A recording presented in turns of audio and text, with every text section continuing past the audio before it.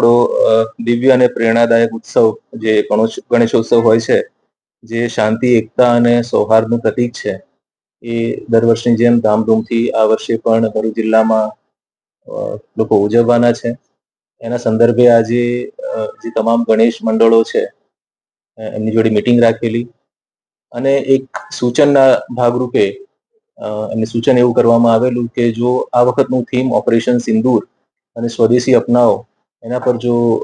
ભાર મૂકીને એ થીમને રાખવામાં આવે, એક દેશભક્તિની ભાવના પણ નાગરિકોમાં આવે અને આપણા જે સ્થાનિક ઉદ્યોગો છે, સ્થાનિક કારીગરો છે, એમને પણ ખૂબ લાભ થાય. અને મને આનંદ થાય છે કે તમામ ગણેશ મંડળો જે છે, એમના જે આયોજકો છે, એ લોકોએ એમની હકારાત્મક એમનો અભિગમ રહ્યો છે અને એ લોકોએ સહમતિ દર્શાવી છે કે આ વખતે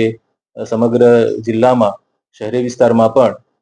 જે થીમ છે એ ઓપરેશન સિંદૂર અને સ્વદેશી અપનાવો એના પર રહેશે. એટલે તમામ ગણેશ મંડળોનો ખૂબ ખૂબ આભાર માનું છું. એ સિવાય આ વખતે ઘણા બધા જાહેરનામા બહાર પાડવામાં આવ્યા છે, જેમાં પીઓપીની મૂર્તિઓ ના હોય, સાથે સાથે 9 ફૂટથી વધારે ઊંચી મૂર્તિઓ ના હોય અને કાયદો વ્યવસ્થા જળવાઈ રહે એટલા માટે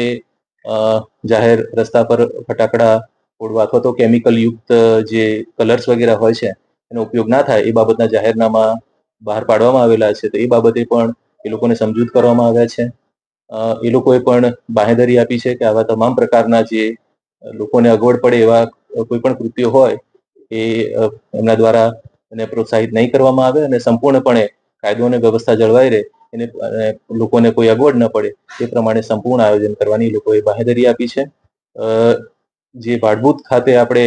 જે વિસર્જનની વ્યવસ્થા કરવાની છે એના માટે પણ પૂરતી વ્યવસ્થા અમારા દ્વારા કરવામાં આવશે, તંત્ર દ્વારા કરવામાં આવશે.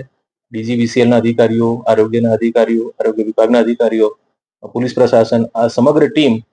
જે પણ આયોજન થઈ રહ્યું છે એમાં મદદરૂપ બનવા માટે પૂરતા બંદોબસ્ત અને તમામ પ્રકારની વ્યવસ્થાઓ કરશે.